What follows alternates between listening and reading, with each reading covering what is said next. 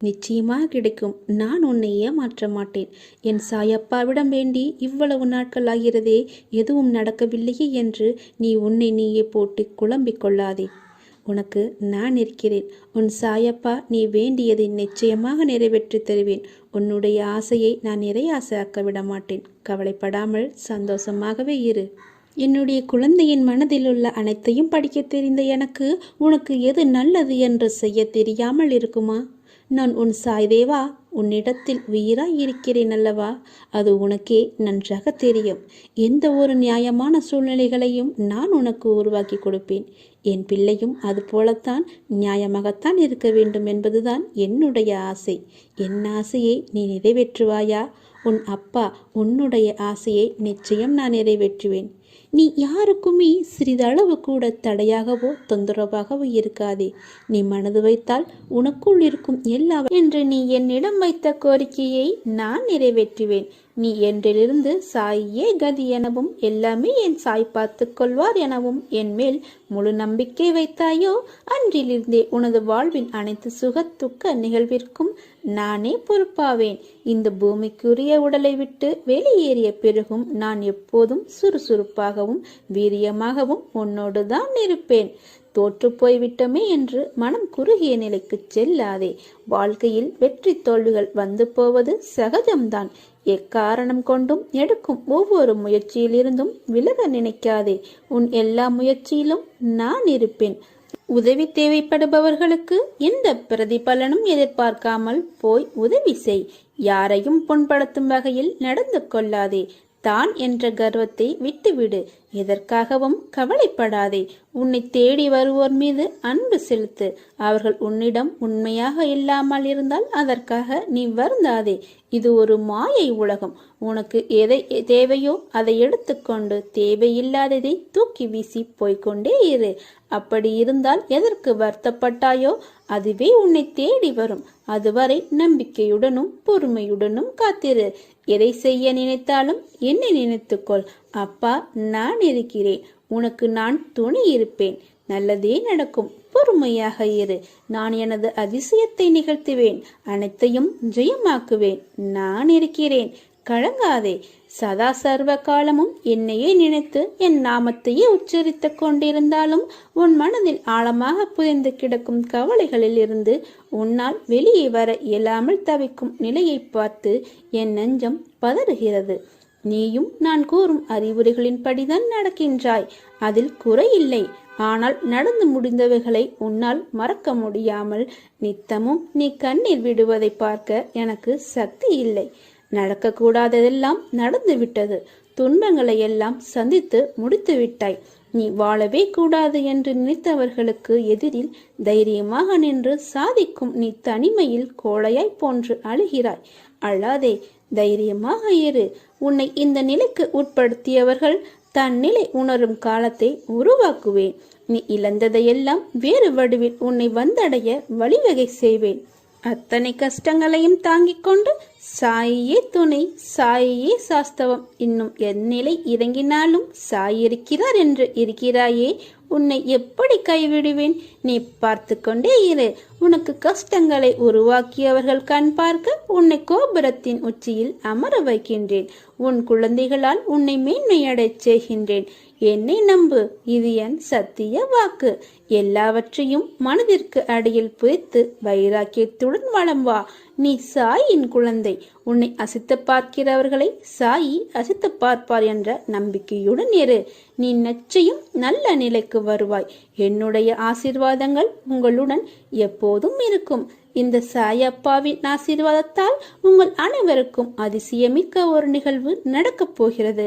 உங்கள் வாழ்க்கை அழகாகும். கொண்டாட தயாராக இருங்கள். உன் கஷ்டங்களுக்கு முடிவு காலம் வந்துவிட்டது. அமைதியாக இரு. நம்பிக்கையோடு என் நாமத்தை இடைவிடாது சிந்திப்பவர்கள் துக்கப்படுவது இல்லை.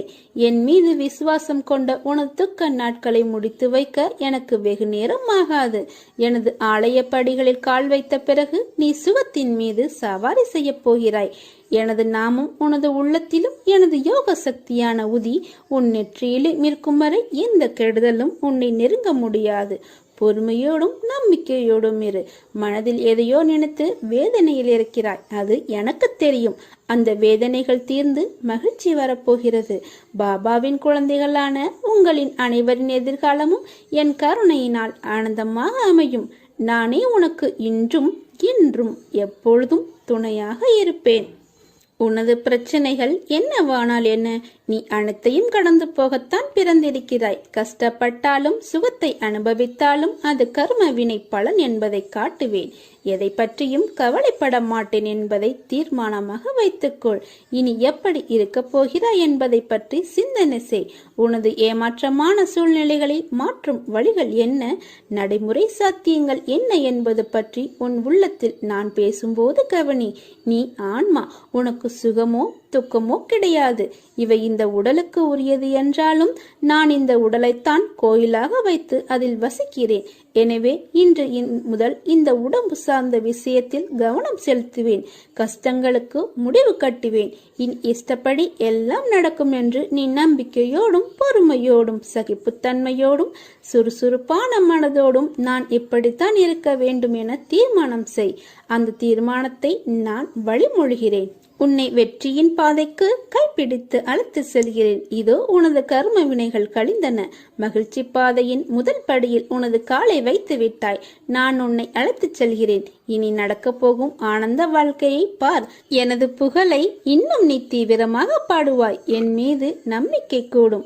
நான் விரும்பாமல் என்னிடம் நீ வர முடியாது. எப்போதும் உனது அருகிலே இருக்கிறேன். நீ ஆனந்தப்படுவதை பார்த்து நானும் உன்னை விட மகிழ்ச்சியுறுகிறேன். இது என் சத்திய வாக்கு. நீ ஒரு தவறு செய்து விட்டாய். நேற்று கூட நான் உன் வீட்டிற்கு அணிலாய் வந்தேன். நீ உணவளிக்கவில்லை. என்னை காயப்படுத்தி அனுப்பிவிட்டாய். எல்லா உயிரையும் நேசி. நான் எந்த ரூபத்திலும் வருவேன். நான் உண்மையான ரூபத்தில் தான் வருவேன் என்று எதிர்பார்க்காதே. எந்த ரூபத்திலும் வருவேன். நேற்று அணிலாய் வந்த என்னை நீ ஏமாற்றி விட்டாய். எந்த உயிரின் வடிவத்திலும் நான் வருவேன். நம்பிக்கையோடு இரு. கலங்காதே. உனக்கு வேண்டிய ஆறுதல்களை சொல்ல நான் வருவேன். தயாராக இரு. இந்த உலகில் எத்தனையோ ஜீவராசிகள் எதுவும் மாயை வலையில் சிக்காமல் இருப்பதில்லை. இந்த பிரபஞ்சத்தில் நீ எதை விதைத்து அதன்படி வாழ்ந்தாலும் மாயை இடைத்தரகராக வந்து உன்னை அலைக்கழிக்கும். எல்லா காலகட்டத்திலும் மாயைக்கு இயற்கை துணையாக நிற்கும். நீ நல்லது செய்து கெட்டதாக முடிவதும், கெட்டது செய்து நல்லதாக முடிவதும் மாயை சக்தியால் தான் நடக்கிறது. மாய சக்தி பிரபஞ்சம் முழுவதும் பரவி இருக்கிறது. உன் வினையை நீ அறுவடை செய்தாலும் நிகழ்காலத்தில் நீ வாழும் போது இடம், பொருள், ஏவலை பயன்படுத்தி உன்னை உயர்த்தவும் தாழ்வடையவும் செய்கிறது. இதை எதிர்கொண்டு தான் வாழ்ந்துதான் ஆக வேண்டும். நிகழ்காலத்தில் உனக்கு பல பாடங்களை கற்பிக்கிறது. இந்த மாயை வெல்வது எப்படி? மாயை வெற்றி கொள்ள அதிகப்படியான சகிப்புத்தன்மை, நம்பிக்கை, நீடித்த பொறுமை தேவை. கெட்டது உன்னை அடையும் போது வேகம் அதிகமாக உள்ளது. நல்லது நிதானமாக பயணித்தாலும் சோதனையை சந்திக்காமல் வெளிவராது. முடிவு நீ ஏற்கும் பக்குவத்தில் தான் உள்ளது. மனதார அதை ஏற்றுக்கொள். மனதில் எதையும் தாங்கி சோகத்தில் மூழ்காமல் அதனோடு பயணிப்பதை மாயை எதிர்கொள்ள சிறந்தது. வருவதை ஏற்று மனதில் வெறுமையை உருவாக்கி மனம் அமைதி பெறுவதே மாயையை வெல்வதாகும். நற்செயல் சிந்தனை உன்னை உயர்த்தும். மாயை உன்னை சுழல விட்டாலும் வெற்றியை அளிக்காமல் விடாது. உன் வினை உன்னை துன்புறுத்தி வேதனையில் அலைய விட்டாலும் அதை மனதார ஏற்றுக்கொள். இதுவே வினையை அறுக்கும். இறந்த காலத்தையும் எதிர்காலத்தையும் மறந்து நிகழ்காலத்தில் உண்மையாக வாழ். நீ செய்த செயலை நினைத்து அது தவறான செயல் இருப்பதை அறிந்து அதை மீண்டும் வராமல் பார்த்துக்கொள். தவறு செய்வது இயல்புதான். ஆனால் அதை மீண்டும் செய்யாமல் பார்த்துக்கொள். பிறர் உன்னால் படும் வேதனையே உனக்கு வினையாக தொடர்ந்து மாயையில் சிக்க வைக்கும். பொறுமை, நிதானம் அவசியம் தேவை. இதைவிட மிக பெரியது சகிப்புத்தன்மை. சகிப்புத்தன்மை கொண்டவன் மாயையை வென்று விடுகிறான். எனவே வாழ்க்கை பயணத்தை இனிமையாக்கி மாயையை வெற்றிக்கொள். உனக்கு எல்லா சூழ்நிலைகளிலும் நான் துணை நிற்பேன். என் வார்த்தைகள் மீது நம்பிக்கை நம்பிக்கை வைத்து செயல்படு. வாழ்க்கையில் நீ உயர்ந்த நிலையை அடைவாய். வாழ்வில் என்றும் நாணயம் போல இரு பக்கம் இருக்கும். ஆனால் அதில் ஏதோ ஒன்றில்தான் நமக்கென்ற தேவைப்படும் பக்கம் இருக்கும். நமக்கான இடம் வரும் வரை நம் பக்கத்திற்காக காத்து கொண்டுதான் இருக்க வேண்டும். இந்த கணம் மிக கடினமாக தோன்றினாலும் அடுத்த கணம் மிக அதிக சுகமாக தோன்றக்கூடும். எனவே எந்த நேரத்திலும் வாழ்க்கையை வெறுக்கக்கூடாது. நம்பிக்கை மற்றும் பொறுமையை இழக்காமல் இருங்கள். உனது தோஷங்கள் விலக உன் விருப்பப்படியே உன் வசதிக்கு ஏற்றவாறு தானங்கள் செய். மங்களம் உண்டாகும். அனைத்தும் நலமாகும். பந்தயத்தில் பல குதிரைகள் வந்து கலந்து கொள்ளும். ஓடும் குதிரை மட்டும்தான் வெற்றியை பறிக்கிறது. பிறக்கும் மனிதர்கள் எல்லோருக்கும் வாழ்க்கை ஒன்றுதான். நம்பிக்கை கொண்டு முயற்சிப்பவருக்கும் தான். மனிதன் எந்த மதத்தையும் பின்பற்றலாம். ஆனால் ஒரே ஒரு மதத்தை மட்டும் பின்பற்றக்கூடாது. அதுதான் தாமதம். என் திறமையை நீ தெரிந்து கொள்ளாமல் இருக்கிறாய். பிற உலகை நம்பி என்னை உதாசீனப்படுத்துகிறாய். அப்படி இருக்கையில் என் உதவி உனக்கு எப்படி கிடைக்கும்? நான் இருக்கிறேன் என்ற விஷயத்தை நீ மறந்து விடாதே. நீ இருப்பதையும் நான் மறக்க மாட்டேன். நம்முடைய இருவரின் அனுபந்தத்திலேயே நான் இருக்கிறேன். அதை தெரிந்து கொள். அது போதும். நான் உன்னை காப்பாற்றுகிறேன். எல்லாம் நன்மைக்கே என்று நம்பு. உன் நம்பிக்கையும் பொறுமையும் தான் வாழ்க்கையை வெற்றி என்னும் திசையில் பயணிக்க வைக்கும். நீ சிறு வயது முதற்கொண்டே கஷ்டங்களை பார்த்து வளர்ந்து இன்று முன்னேறும் தருவாயில் ஏற்படும் தடைகளால் மனதைரியத்தை இழந்து வருகிறாய். துவளாதே. உனக்கு துணையாக நான் வருவேன். உன்னை சிம்மாசனத்தில் அமர்த்தும் வரை உன்னை நான் தாங்குவேன். இது என் சத்திய வாக்கு. நீ என் அதிதீவிர விசுவாசி. நீ என்னுடன் மிகவும் நெருக்கமாக இருப்பதால் ஒவ்வொரு முறையும் நீ உன் கண்களை மூடும் போது என் இருப்பை நீ உணர வேண்டும். உன் ஆழ்மனதில் ஆழமாக பார். நான் உன் பெயரை அன்புடன் அழைப்பது உனக்கு கேட்கவில்லையா? நீ உறங்கும் போது காவி உடை அணிந்த 12 துறவிகள் உன்னை சுற்றி காவலுக்கு நிற்பதை காண முடியவில்லையா? உன் வீட்டிலோ அல்லது கோயிலிலோ தொடர்ந்து 14 நாட்கள் தனி தீபம் ஏற்றி வா. நீ நினைப்பது நிறைவேறும். அப்பா, நான் இருக்கிறேன். உன்னோடும் உன் குடும்பத்தோடும் என்றும் நான் துணை இருப்பேன். நீ மிகவும் கஷ்டப்பட்டாய். இப்போது போதும். இவ்வளவு நாட்களை நீ எப்படி கழித்தாய் என்று எனக்கு தெரியும். இனி எந்த பிரச்சனையும் இல்லை. பொன்னான நாட்கள் உனக்காக காத்திருக்கிறது. என் ஆசிகள் உனக்கு எப்போதும் உண்டு. மனக்கவலையுடன் வாழும் உன் வாழ்க்கை ஒரு நாள் மாறும். நான் மாற்றுவேன். நம்பிக்கையுடன் காத்திரு. பயப்படாதே. நான் உனக்கு துணை நிற்கிறேன். நான் உன்னை கைவிட மாட்டேன். நீ இழந்ததை நினைத்து வருந்தினால் இருப்பதையும் இழந்து விடுவாய். இருப்பதை நினைத்து மகிழ்ந்தால் இழந்ததையும் அடைந்து விடுவாய். நீ நல்லதையே நினை. நல்லதை மட்டுமே செய். உனக்கு தீமை வைந்தாலும் நீ செய்த நன்மை உன்னை காப்பாற்றும். சொந்த பந்தங்களும் ஆபாசங்களும் காவி உடைக்கு ஒத்து வராது. உன்னுடைய இருப்பிடத்திற்கு சென்று அமைதியாக அமர்ந்து பொறுமையுடன் சில நாட்கள் காத்திரு. வாதாவில் கொள்ளைக்காரர்கள் இருக்கிறார்கள். உனது கதவுகளை நன்றாக தாளிடு. அதிக ஜாக்கிரதையாக இரு. திருடர்கள் அனைத்தையும் எடுத்துச் சென்று விடுவர். செல்வமும் சுபிச்சமும் நிலையற்றவை. இவ்வுடல் அழிவிற்கும் மரணத்திற்கும் உட்பட்டது. இதை உணர்ந்து இம்மை மறுமை பொருட்களின் மீதுள்ள பற்று அனைத்தையும் விட்டுவிட்டு உனது கடமையை செய். இவ்வாறாக செய்து எவன் ஹரியின் பாதங்களில் சரணாகதி அடைகிறானோ அவன் தொல்லைகள் யாவனின்றும் விடுபட்டு பேரானந்த பெருநிலையை எய்துகிறான். அன்புடனும் பாசத்துடன் எவன் அவரை நினைத்து தியானிக்கின்றானோ பரமாத்மா அவனுக்கு ஓடிச் சென்று உதவி புரிகிறார். உனது முந்தைய நல்வினைகளின் சேகரிப்பு அதிகமாக இருக்கிறது. எனவே நீ இங்கு வந்துள்ளாய். கவலைப்படாதே. நான் இருக்கிறேன். உன்னோடும் உன் குடும்பத்தோடும். எல்லோரிடத்திலும் அன்பிற்காகவும் பாசத்திற்காகவும் நீ இயங்குவதற்கு பதிலாக உன்னை தேடி வருவோர் உன் மதிப்பு புரிந்தவர் மீது அதிகம் அன்பு செலுத்து. இன்று அன்பாக இருப்பவர்கள் நாளை அப்படியே இருப்பார்கள் என்று எதிர்பார்க்காதே. இவ்வுலகில் பலதரப்பட்ட மனிதர்கள் இருக்கத்தான் செய்வார்கள். மனம் ஒரு குரங்கு என்று கூறுவது அனுபவ வார்த்தை. எப்பொழுதும் எந்த உறவாயினும் நீ அளவோடு இருந்தால் இது போன்ற பாதிப்பு ஏற்படும் போது உன்னால் சமாளிக்க முடியும். அதற்காக எல்லோரிடத்திலும் அன்பற்று வாழச் சொல்லவில்லை. அதீத அன்பை வைக்க வேண்டாம் என்று கூறுகிறேன். நீதான் நிதானமாக யோசித்து யார் நல்லவர் என்று அறிந்து கொள்ள வேண்டும். இந்த கவலைகளை எல்லாம் மனதில் கொள்ளாமல் உன் லட்சியத்தை நோக்கி போய்கொண்டே இரு. அப்பொழுதுதான் நீ எதற்கெல்லாம் வருத்தப்பட்டாயோ அதுவே உன்னை தேடி வரும். அதுவரை நம்பிக்கையுடனும் பொறுமையுடனும் செயல்பட்டு கொண்டே இரு.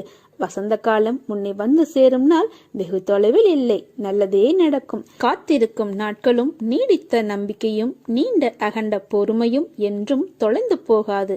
உன் கஷ்டத்தை கூறாமல் உன் மனதில் வைத்திருந்தால் உன் சாய் தேவாக்கு தெரியாமல் எப்படி போகும்? உன்னுள் உன்னையே உணர எழுந்திருக்கும் அத்தனை போராட்டங்களில் நீ வெற்றி பெறுவாய்.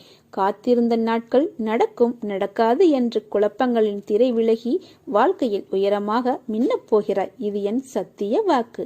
காலை எழுந்தவுடன் என் குருவை பார்ப்பது எனக்கு கிடைத்த முதல் வெற்றி. அன்ற நாள் முழுவதும் நன்றாக இருக்கும் என்று நம்ப வேண்டும். உனது பிரச்சனைகள் என்னவானால் என்ன? நீ அனைத்தையும் கடந்து போகத்தான் பிறந்திருக்கிறாய். கஷ்டப்பட்டாலும் சுகத்தை அனுபவித்தாலும் அது கர்ம வினை பலன் என்பதை நான் காட்டுவேன். எதை பற்றியும் கவலைப்பட மாட்டேன் என்பதை தீர்மானமாக வைத்துக்கொள். இனி எப்படி இருக்கப் போகிறாய் என்பதை பற்றி சிந்தனை செய். உனது ஏமாற்றமான சூழ்நிலைகளை மாற்றும் வழிகள் என்ன? நடைமுறை சாத்தியங்கள் என்ன என்பது பற்றி உன் உள்ளத்தில் நான் பேசும்போது கவனி. நீ ஆன்மா. உனக்கு சுகமோ துக்கமோ கிடையாது. இவை இந்த உடலுக்கு உரியது என்றாலும் நான் இந்த உடலைத்தான் கோயிலாக வைத்து அதில் வசிக்கிறேன். எனவே இன்று முதல் இந்த உடம்பு சார்ந்த விஷயத்தில் கவனம் செலுத்துவேன். கஷ்டங்களுக்கு முடிவு கட்டுவேன்.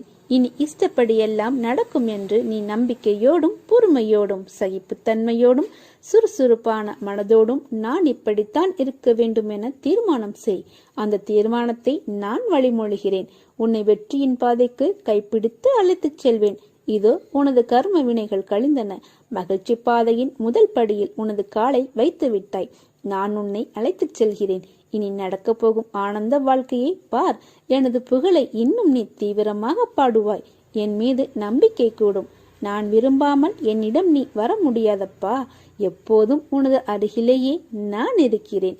நீ ஆனந்தப்படுவதை பார்த்து நானும் உன்னை விட மகிழ்ச்சியுறுகிறேன். இது எனது சத்திய வாக்கு. உனது விருப்பங்கள் நிறைவேற எப்பொழுதும் என்னை நோக்கி பிரார்த்தனை செய். பிரார்த்தனை ஒன்றினாலேயே உனது பிரச்சனைகளை நான் முடித்து வைப்பேன்.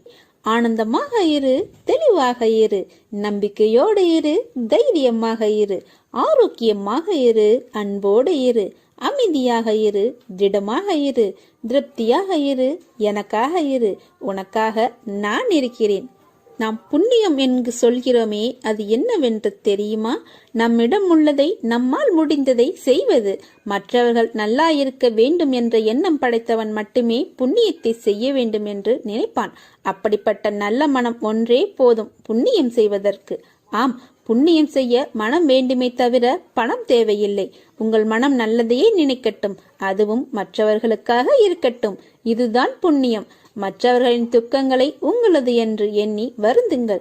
உங்களுக்கு கிடைக்காவிட்டாலும் பரவாயில்லை, மற்றவர்களுக்காவது கிடைக்கட்டும் என்று வேண்டிக் கொள்ளுங்கள். அனைத்து உயிர்களுக்கும் உங்களுக்கும் தொடர்பு உண்டு என்று எண்ணிக்கொள்ளுங்கள். உங்களால் அனைவருக்கும் அன்பான ஆதரவான எண்ணங்களை அளிக்க முடியும் என்று எண்ணுங்கள். உங்கள் எண்ணங்கள் அனைத்தையும் நிறைவேற்றும் என்று நம்புங்கள். இறைவனை துடைக்கு அலையுங்கள். மற்றவர்களுக்காக உதவ இறைவனிடம் வேண்டுங்கள். தன்னலமற்ற எண்ணத்தை இவ்வுலகில் பரவ விடுங்கள். அனைவரும் உங்களுக்கு அன்பானவர்களாக மாறிவிடுவார்கள்.